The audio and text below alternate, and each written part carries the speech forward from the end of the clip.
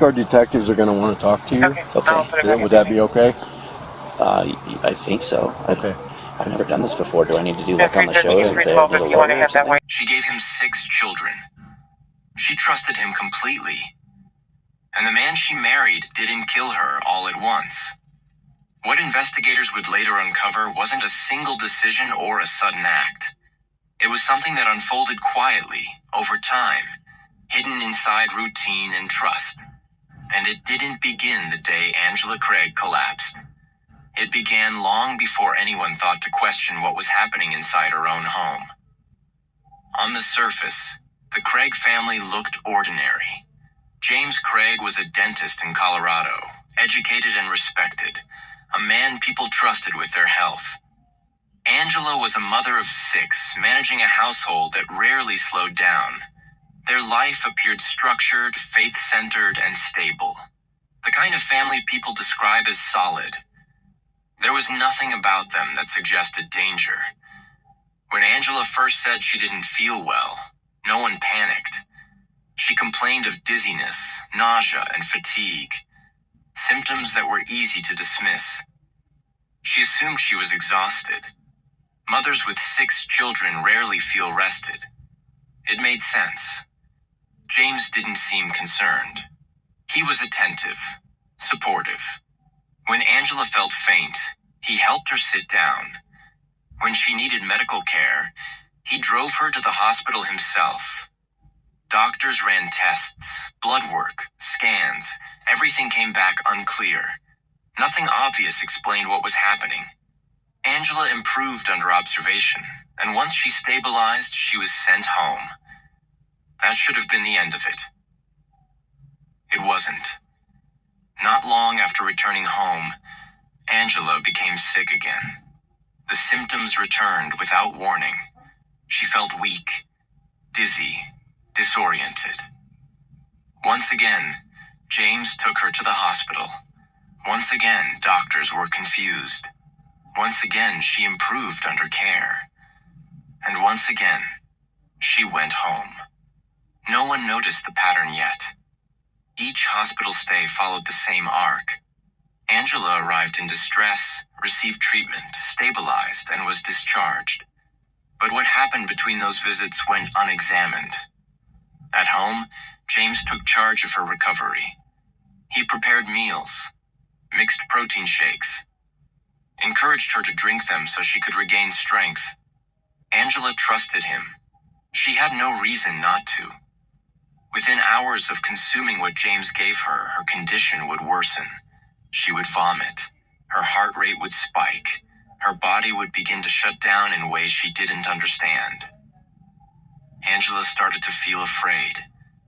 She told friends something felt wrong, that her body didn't make sense anymore, that she felt better in the hospital and worse at home. But she couldn't explain why. She never accused James. He was always there, always calm, always reassuring. When doctors asked questions, James answered confidently. He spoke the language of healthcare. He knew how to sound informed. That mattered. Because doctors trusted him. Angela trusted him. And the people around them saw no reason not to. As her symptoms escalated, the stakes grew. Angela fainted. She lost consciousness. Each episode hit harder than the last. Doctors began to worry they were missing something serious, but the evidence didn't point clearly in any direction. No infection. No stroke. No explanation. And then came the final hospitalization. Angela collapsed again, this time with devastating consequences. Her brain was affected. Her organs struggled. Machines took over functions her body could no longer manage. James was at her bedside, holding her hand, speaking softly, presenting himself as the devoted husband facing the unthinkable. Behind the scenes, however, something else was happening. Later, investigators would learn that while Angela lay dying, James Craig was searching the internet. Not for cures, not for answers, but for information about poison, about detection. about what could be found after death and what might be missed. At the time, no one knew that. Doctors delivered the news to the family that Angela was brain dead. There was no chance of recovery. The decision to remove life support was made. Angela Craig died. What followed was not closure. It was suspicion. Because something about her death didn't sit right.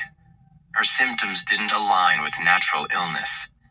Toxicology tests were ordered, and when the results came back, they changed everything. Angela had been poisoned. Not accidentally, not once, but repeatedly. The substances found in her body were not the kind that enter by chance. They pointed toward intentional exposure over time. Investigators retraced her final weeks, looking at who had access to her food, her drinks, her medication. Every path led back to one person. Her husband. James Craig was arrested. And as detectives dug deeper, they realized Angela's suffering had not been a side effect of illness. It had been the method itself. She hadn't been dying suddenly. She had been dying slowly. And the person guiding that process had been the man she trusted with her life. When investigators began retracing Angela Craig's final days, they didn't start with poison. They started with patterns. Because death, especially suspicious death, rarely announces itself all at once. It leaves trails, and Angela's life, in the weeks before she died, was full of them. She had been hospitalized more than once. Each time, doctors noted improvement. Each time, she returned home. And each time, she deteriorated again. That detail alone stood out. People don't usually get worse only after leaving medical care. So detectives began asking questions no one had asked before. What was happening at home? Who was with her? What was she eating? What was she drinking? That's when one small detail resurfaced again and again.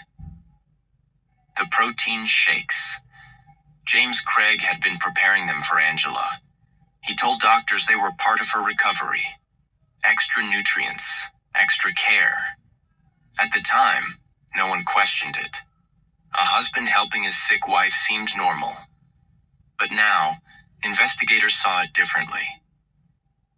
They learned Angela had not been making those drinks herself. She trusted James to do it, trusted him completely.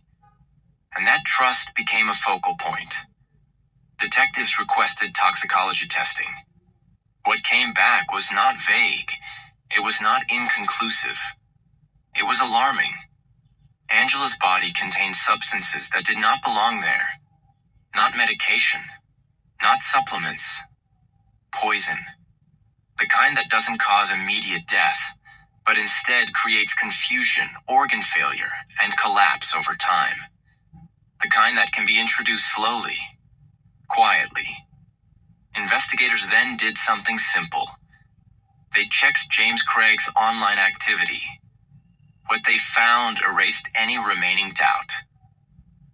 Search after search appeared in his history. Not about saving a sick spouse, not about rare illnesses, but about poison.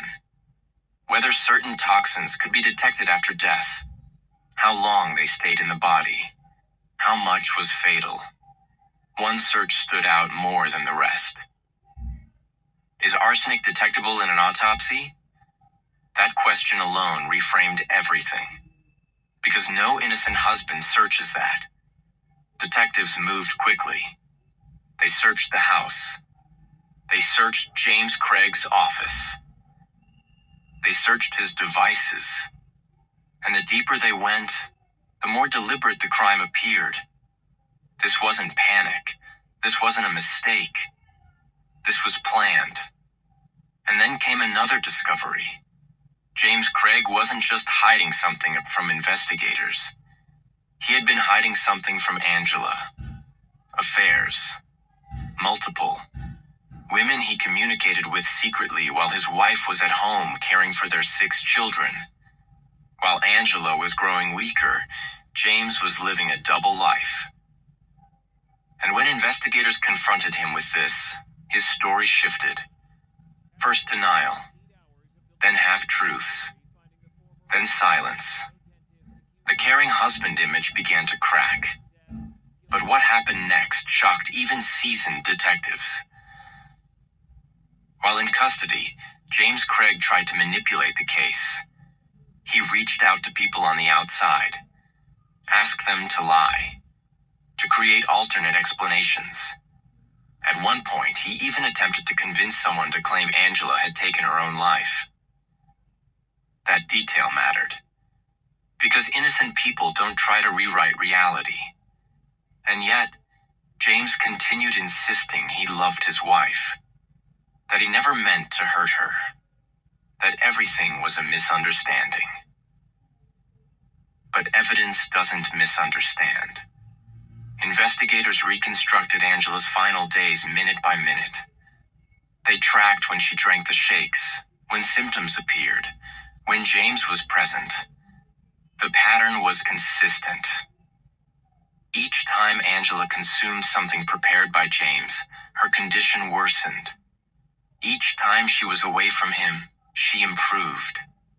The realization hit hard. Angela wasn't fighting an illness. She was fighting the person closest to her. The case moved to trial. In the courtroom, James Craig sat quietly, well-dressed, controlled. Prosecutors laid out the timeline slowly, carefully. They showed the searches, the poison purchases, the inconsistencies. They showed how Angela trusted James to care for her. They showed how that trust was weaponized. Jurors listened as experts explained how slow poisoning works. Not in graphic detail, just enough to make one thing clear. This wasn't quick. Angela suffered. The defense tried to create doubt. They suggested coincidence, misinterpretation, stress.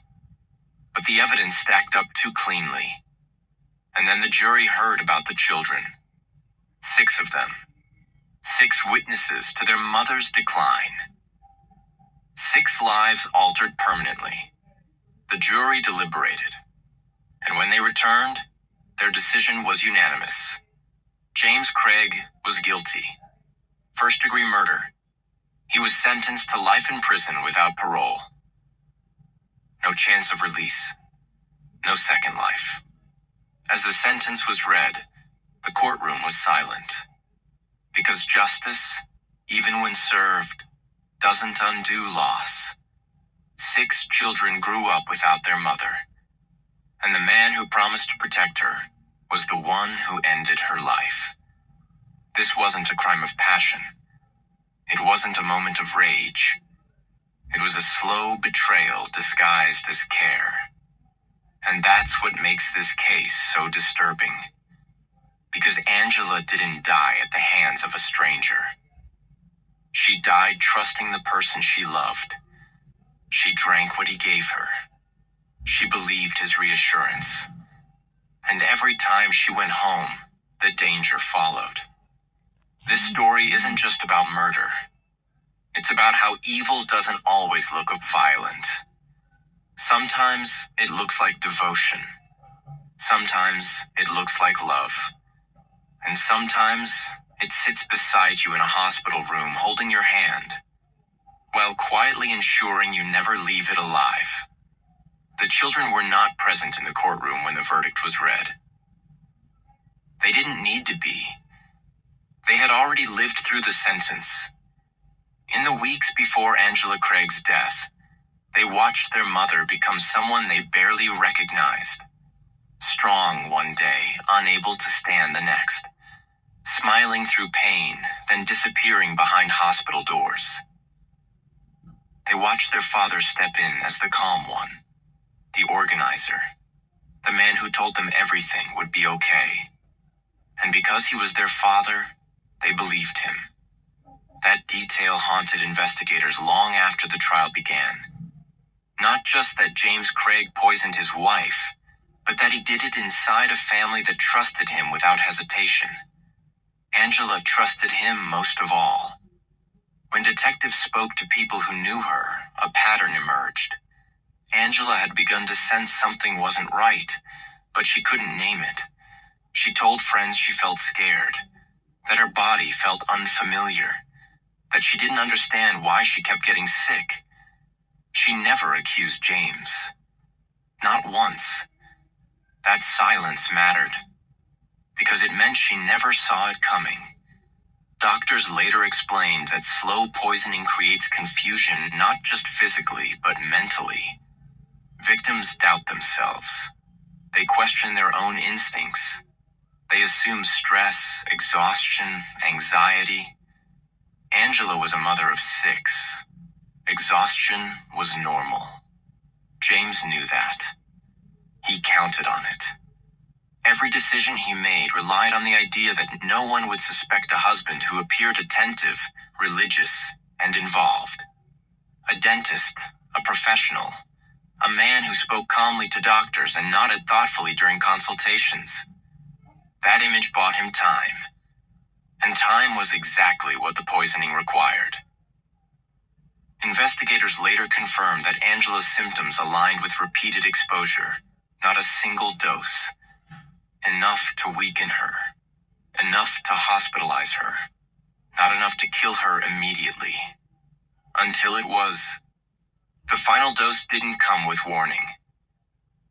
It didn't feel different to Angela. She drank what she believed would help her heal. Within hours, her condition collapsed beyond recovery. Doctors tried everything. But by the time they understood what they were dealing with, it was too late. That realization sits heavy in this case. Because if the truth had surfaced sooner, Angela might still be alive. But truth needs someone to question what looks normal. And James Craig made sure nothing ever looked alarming. During the trial, prosecutors played recordings of James speaking to others after Angela's death. His tone was steady, detached, focused on strategy. At one point, he discussed ways to redirect suspicion. At another, he asked whether certain evidence could be explained away. Not once did he ask how to cope with losing his wife. That absence spoke louder than anything else. Jurors noticed it. So did the judge. When the sentence was handed down, the court acknowledged something rare. This was not an impulsive crime. It was calculated. And that calculation extended beyond Angela's death. It extended into the aftermath. James Craig had tried to shape the narrative, to influence testimony, to suggest alternate causes. He failed. Because facts don't bend to intention. The protein shakes, the searches, the purchases, the timing. They formed a story that couldn't be undone. In the end, James Craig lost everything. His freedom, his career, his family. But loss is not evenly distributed. He is alive. Angela is not. Her children grow up with memories instead of a mother. And that imbalance is the quiet injustice no verdict can correct. This case forces an uncomfortable question. How many warning signs do we miss because danger doesn't match our expectations? Because it wears a wedding ring? Because it speaks softly? Because it shows up at the hospital every day and knows the right things to say? Angela Craig's story is not rare because of poison. It's rare because of proximity. Because the person who ended her life didn't break in. He was already there. And that's what makes this story hard to forget. Not the method, not the trial, but the trust. Because Angela didn't fight an enemy she could see. She fought someone she loved. And by the time anyone realized the truth, there was no time left.